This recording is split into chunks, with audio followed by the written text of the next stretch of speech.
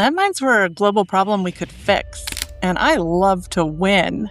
And I like to see the impact of my work and realizing that there was a total solution for this problem. We're a victim of our own success. Some countries have forgotten and some people have forgotten how horrific landmines actually are. This is Silent Killers, a podcast from Face to Face and the international campaign to ban landmines. In 1997, the world said enough and signed the Mine Ban Treaty. But landmines are still claiming lives in many countries around the world. In this series, we meet survivors, frontline workers, and global changemakers, all fighting for a mine-free world. From Cambodia to the Ukraine, the danger is real. The work is urgent, and the path to peace is possible. Step by step, and yet still under our feet. This is Silent Killers.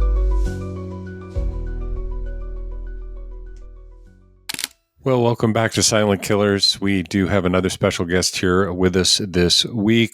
We are calling this episode A New Generation of Disarmament Leaders. It's a little bit of a mouthful. I guess we've got a new acronym on our hands, I suppose. And welcome to the field of acronyms. And welcome, Erin Hunt, joining us here on the podcast, Silent Killers. It's really a pleasure to have you with us. Thanks for having me, David. It's always great to chat with you, and I love talking about mine action. Yeah, well, and this is a great way in, and I just want to say out loud that Erin and I think, I've certainly known about her for years. I hope she's heard about me somewhere along the way, but we did actually finally meet in Cambodia in Siem Reap in November, and not only did we have a great time meeting and enjoying a coffee or two together, but we were able to kind of co-create and co-conspire, and so you're going to be hearing about some things that are happening, I hope, with Mines Action Canada and Broken Courage, the film that I've been working on as well about a landmine survivor from Cambodia. Erin's the executive director of Mines Action Canada. Erin, tell us a little bit about that. I'd love to hear a bit of history. How did you get into this work as an activist, and just kind of the metaphorical megaphone has been in your hand for a long time? Can you tell us about that? Yeah. So when I was in an undergrad degree here in Victoria, I was invited to volunteer with the Canadian Red Cross, and what I found out later was Mines Action Canada, to do public engagement and essentially teach high school students about the issue of landmines. And I was like, oh, I don't know if I want to do that one, but I'll go to the training and see. And then it turns out landmines were a global problem we could fix. And I love to win. And I like to see the impact of my work, and realizing that there was a total solution for this problem was really appealing. So I did the talks, and then I have to credit my career to my chiropractor, because I was finishing my undergraduate degree. Okay, Erin, so I bet you I've interviewed 800 people. I don't think anyone, published interviews, I don't think anyone has ever credited their career or their book or their film to their chiro. So I'd love to hear more. Yeah, so I was graduating from my degree, and I said, I'm not sure what I'm going to do next year. I didn't want to go to law school like a lot of the other poli-sci kids did, because And I was like, I think I'll volunteer somewhere overseas. And Shannon, my chiropractor, was like, don't be stupid. You're a smart girl. Go get paid to work. Don't work for free. And so I was like, okay. And I found out about the Canadian government's program, which is the International Youth Internship Program, and saw that Mines Action Canada at the time was one of the hosts. So I applied for a bunch of these international youth internships and got one with Mines Action Canada. And that started me as my first professional step into mine action. I was working in Uganda with the Canadian organization there doing victim assistance. And then it all just sort of fell in from there. I did try and work for the provincial government in British Columbia for a little bit, but let's be honest. We call that a failed experiment, Erin? Yeah. That was, I don't know if I'm built for bureaucracy. That'll be another episode. Yes. So that's how I got into it. I was a youth campaigner for a while. And then when I was finishing my master's degree, I sort of got offered a 3-month contract with Mines Action Canada as a project officer. So, Erin, you know what blows me away? And I've heard this story from others that we've had on, not just the people I've interviewed over the years, but just on this series, Silent Killers as well, the serendipitous-like steps to becoming an activist, to becoming a photojournalist, to becoming somebody who says, no, this is not the world I want to wake up in tomorrow. This is the world I want to wake up in. And it's just fascinating to me. So your chiropractor's involved. You stepped into something you weren't quite sure about. And what is it, 22 years later, here we are today. You've been at this since about 2003, is that right?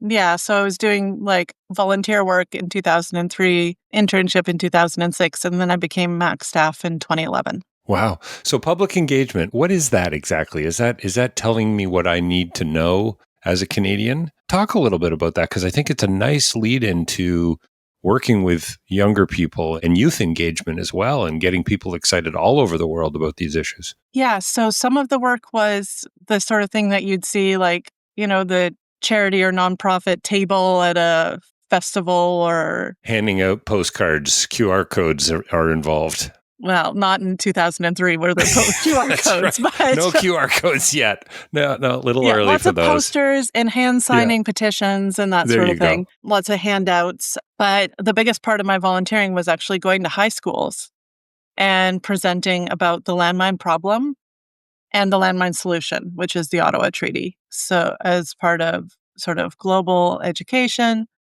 for different grades, I usually prefer the upper elementary school kids or the like higher high school kids. They you can either have fun with it or like get more deep into the issues. And we'd talk about what landmines were, why they were a problem, what they do to communities. And here in Canada, like a lot of the time we'd have students in the classes that had lived in landmine affected communities, or their grandparents were from there, or like they had family experience with this. And then we got to talk about the Ottawa Treaty and why it was important and the role Canada played in bringing it about. So it was really nice. And it's a way to show, I think, young people that really ordinary people can have a really big impact on the world, because none of the people behind the international campaign to ban landmines were like really famous or anything like that. Princess Diana was involved. Paul McCartney was interested in the issue and that sort of thing. But most of the work was done by like super normal people.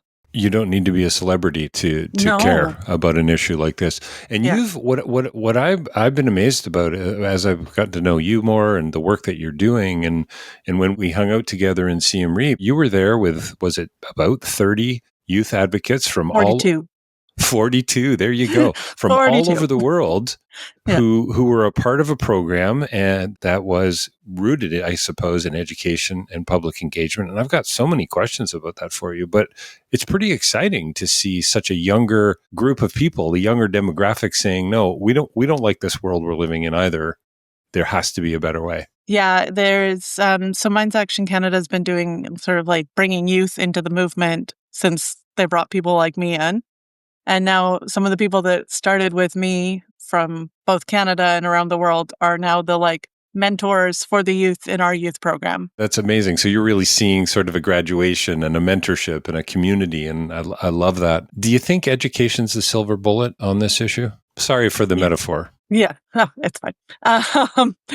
Militarism is woven into our speech, and I have bigger things to worry about than policing that. Yeah, I think it's not just education, but it's understanding that there's a human side to these things. So in Canada, for example, I think most people's understanding of landmines, if they don't come from a community that was originally affected, they know it from movies. I think most recently I saw The Five Bloods had landmine scenes in it. There's been landmine scenes in James Bond. I think CSI, Miami, like Arrow, all these, they know them from the TV shows and media, or they know them from video games.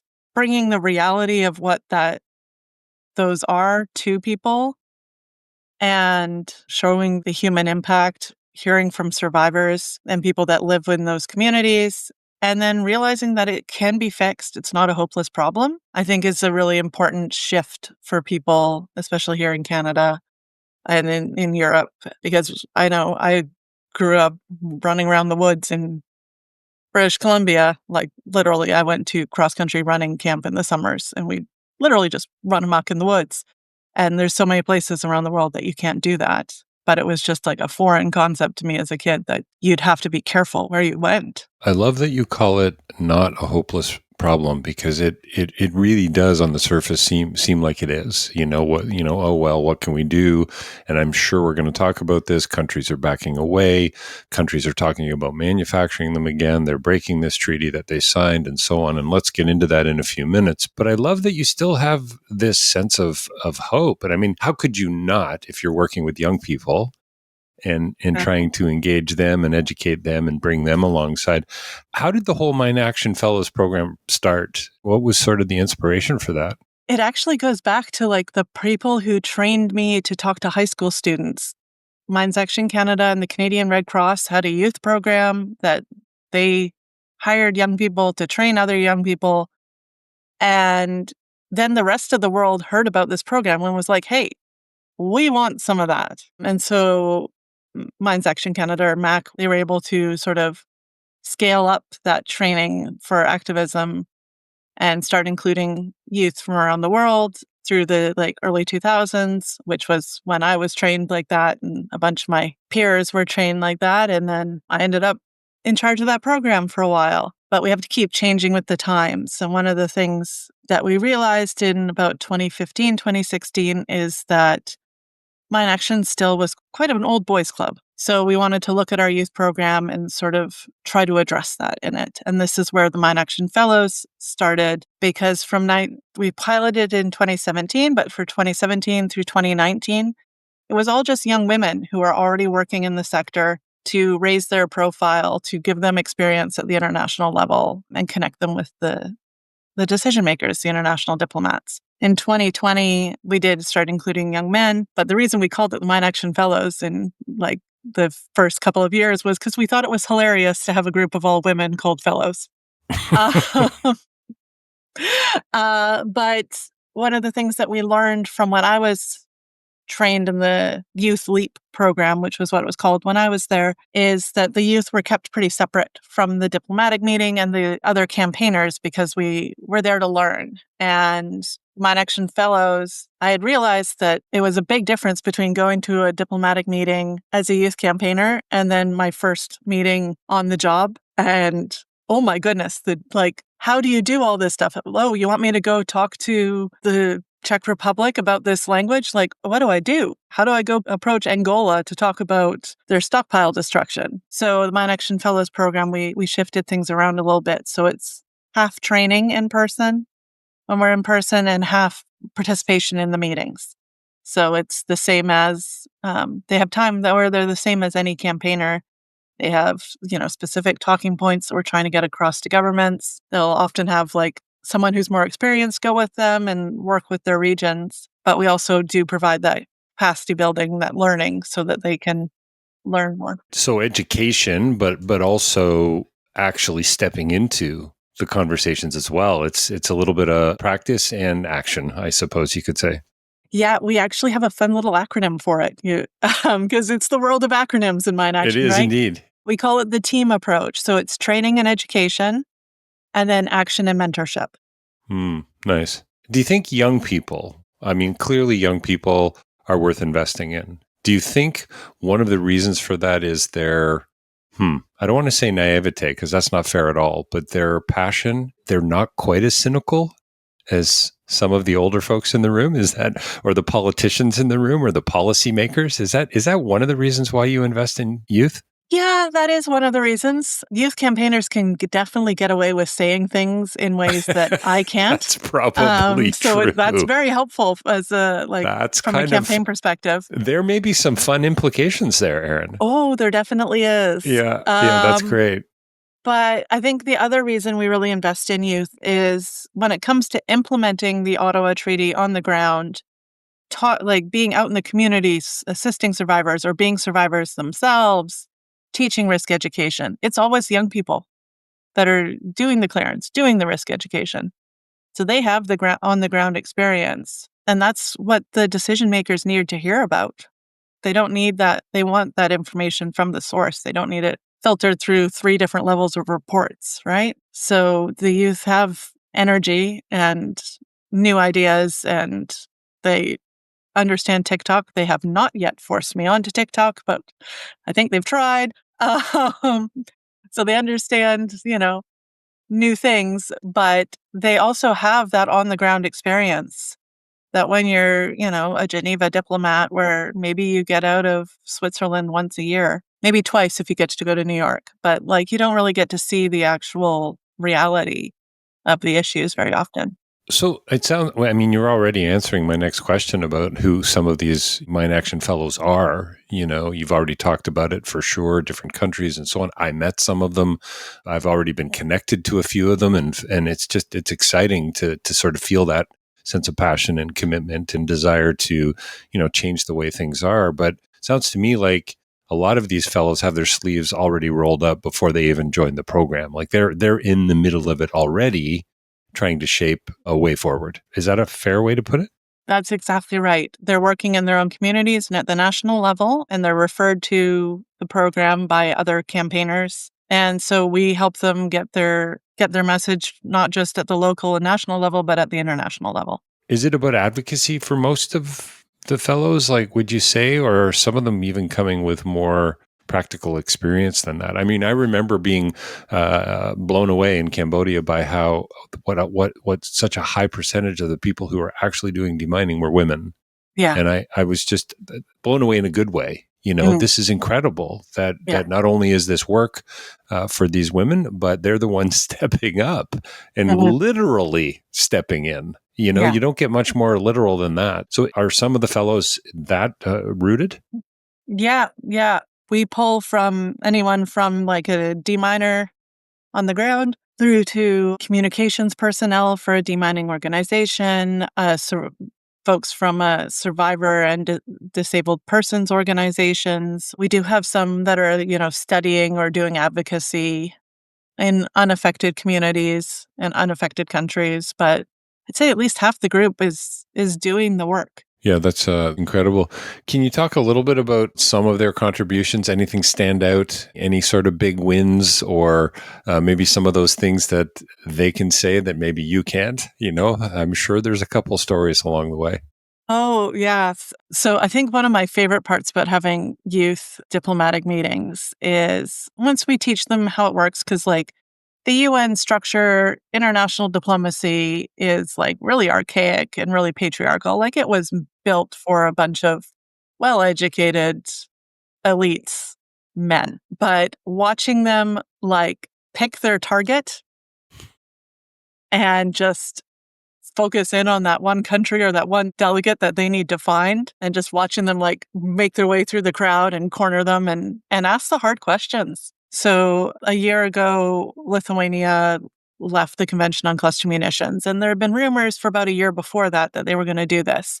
So 2 years ago at the meeting on cluster munitions, we mentioned it to the youth that Lithuania was shaky. I think we had a dozen youth there, and I think the Lithuanians had a dozen meetings. Every single one of them tracked the diplomat down, talked to them about it, asked them questions, and asked them the hard questions like, why would you think to do this? We've done in Cambodia, we did an evening side event where instead of a lot of the side events are very briefing focused. So you have the panel presents things, the crowd asks questions. We had, I guess, 2 speakers on the panel. One was the Swiss ambassador, and one was a representative of the United Kingdom who were sort of funding this program. And then we had rearranged the room into like small group discussions, and there were 6 youth stations, and the people who came got to sit down for 10 minutes with, someone who had been doing risk education in Syria. We had someone who was doing advocacy from the US. We had someone who was talking about victim assistance in Azerbaijan. We had someone who talked about information management in Iraq. And in the back corner, we had a table set up with 2 of the youth from Nigeria, and they taught everyone the game they play in schools to teach kids about dangerous items, which is one of those memory card games where you like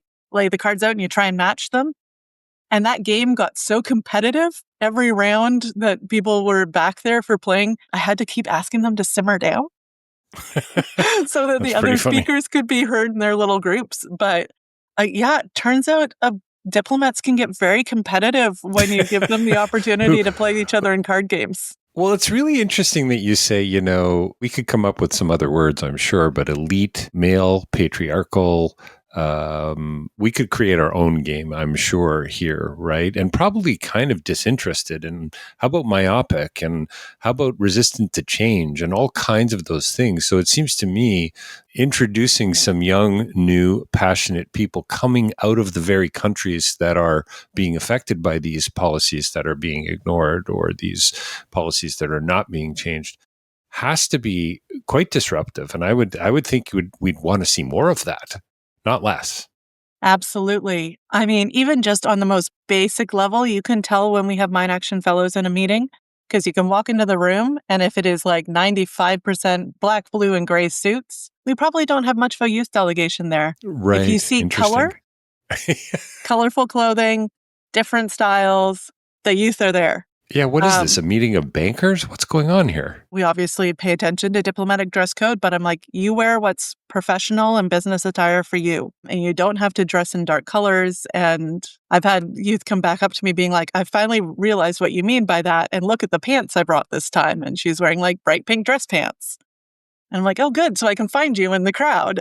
There's more than one way to stand out. I love it. Yeah, I and love there's it. more than one way to be an expert Right. and to Of put course. yourself forward as an expert. And you don't have to be ex-military and wear a suit.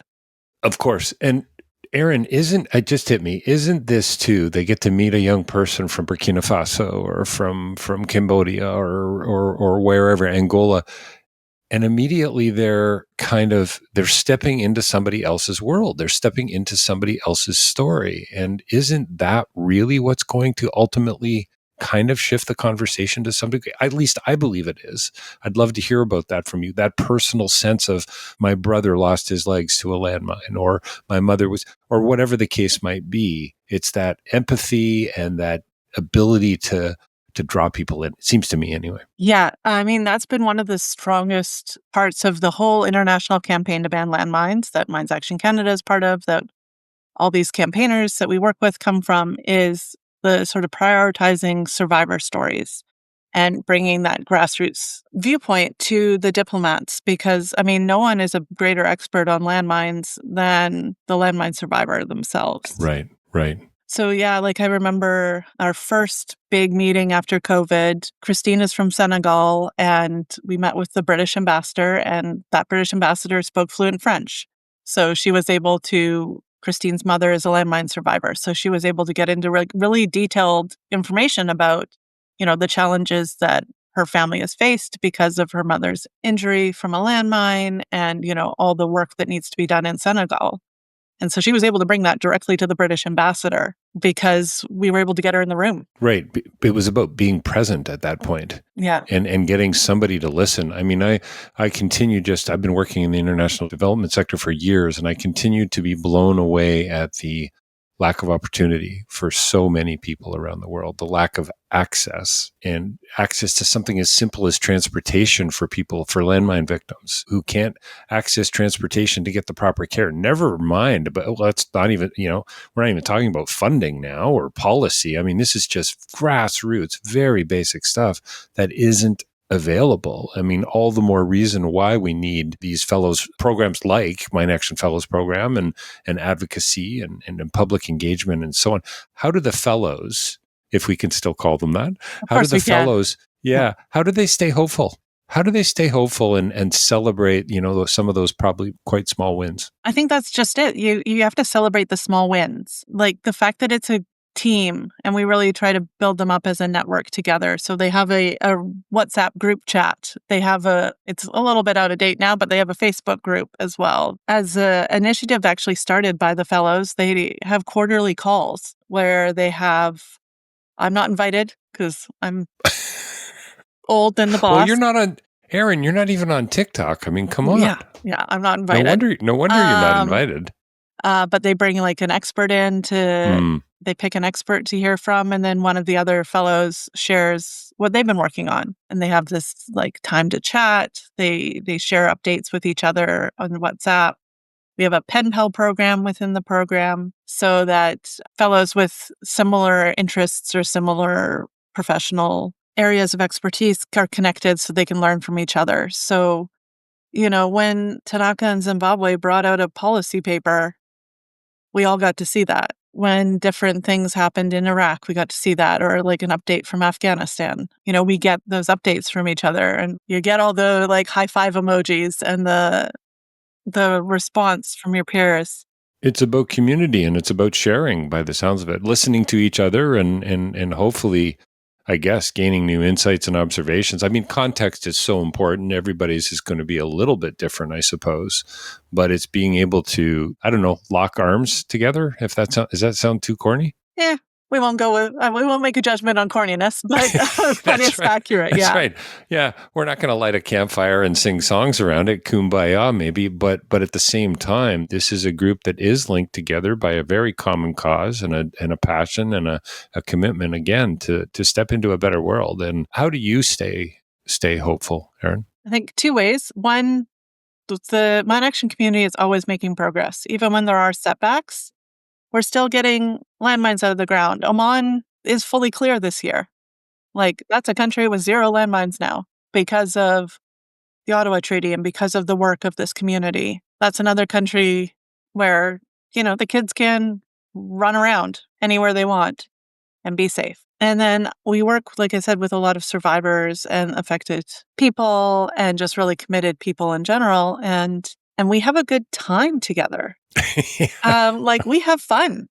It So I seems think like that it. really helps. And I realized I probably should have just gonna check the mess here on my desk because thought I had. Oh no, it's right here. I also have a little quote that I typed out literally like 15 years ago that I keep on my desk. That Nice. is, Can we hear it? yeah. So it's by I.F. Stone, and it says, "The only kinds of fights worth fighting are those you're going to lose because somebody has to fight them, and lose and lose and lose until someday somebody who believes as you do wins. In order for someone to win an important major fight 100 years hence, a lot of other people have got to be willing, for the sheer fun and joy of it, to go right ahead and fight knowing you're going to lose. You mustn't feel like a martyr. You've got to enjoy it."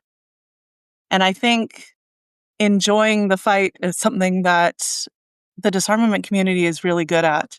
Well, and it seems to me that you can only really, I think, I don't know about only, but I think you can really enjoy and celebrate it with others. You Exactly. gotta be in a community. You gotta laugh and smile together and say, yeah, that one's a bit of a disaster, but we're coming back at it from another way. We're going to get creative and so on.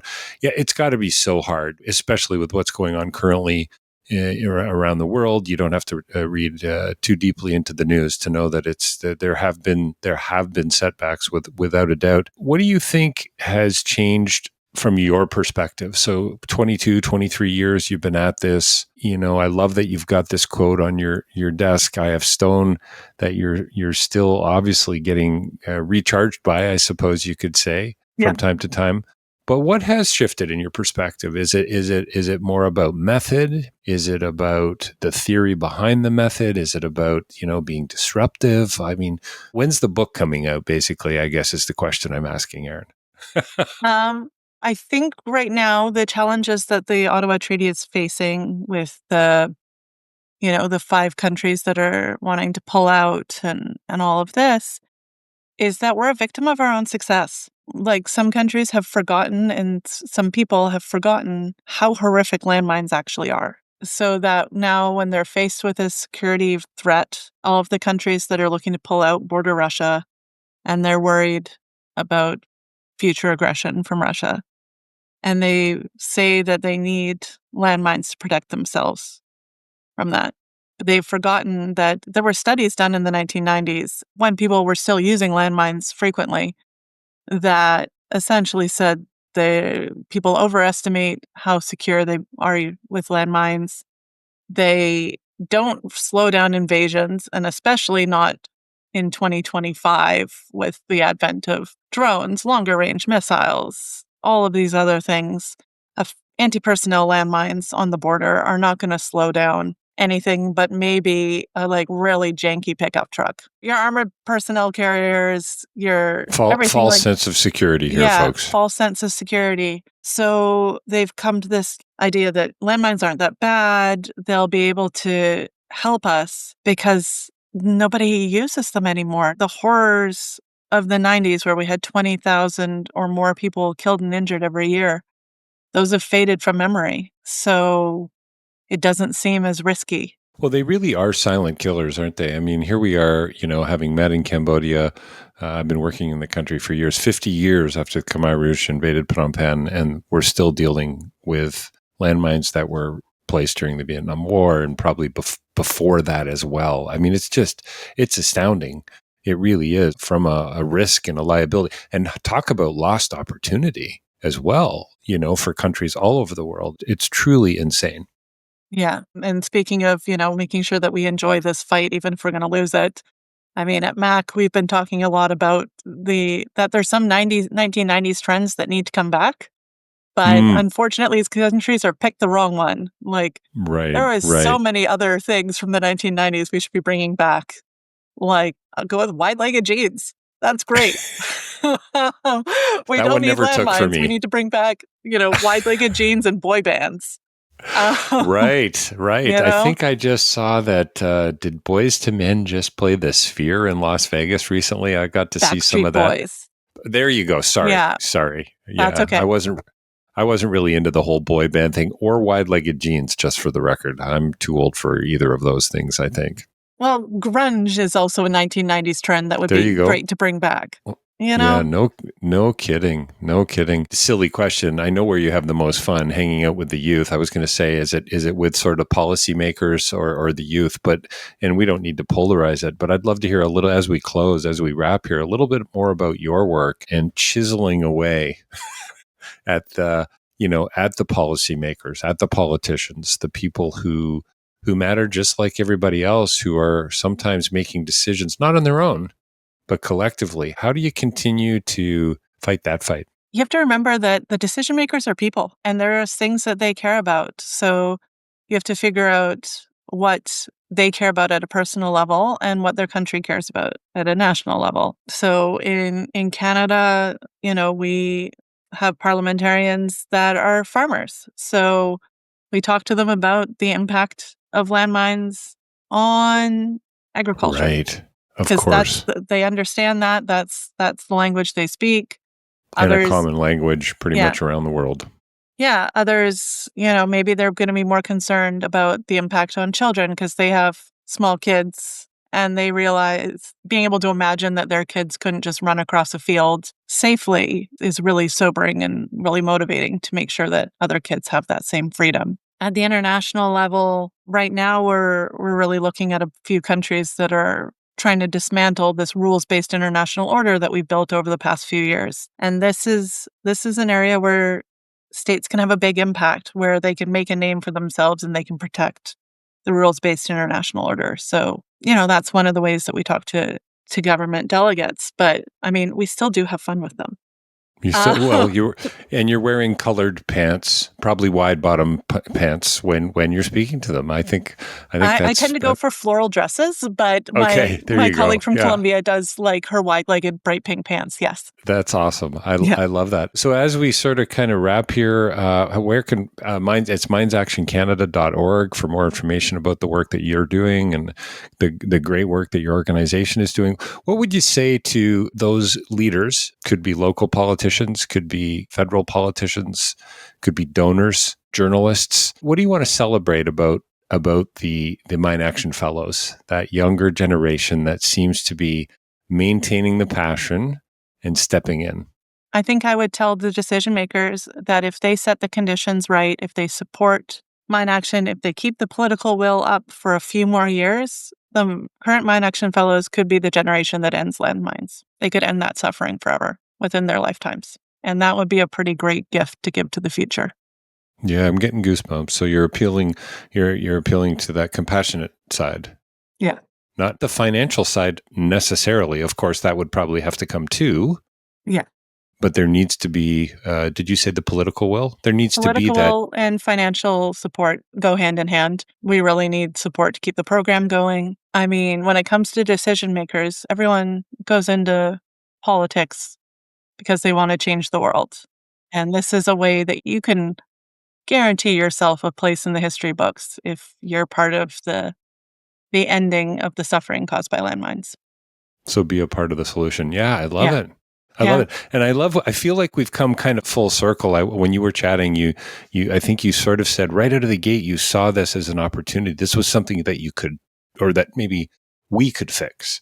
And I wanted to ask you quickly, do you see yourself as a troubleshooter? Like, not a troublemaker, but a troubleshooter that sees a problem and says, hey, we can address this and step in. Yeah, I would say so. I am the oldest daughter of the oldest daughter of the oldest daughter. So there's a lot there generationally of I like think that's another podcast as well. I take think care of like that's a future interview, Erin. fix the problems, make sure everything's Right. going well for everyone, be the one to, smooth over the issues. And this is one that you can do that on. And I think too many people feel that global problems are too big. And this one it might look big, but it's really not.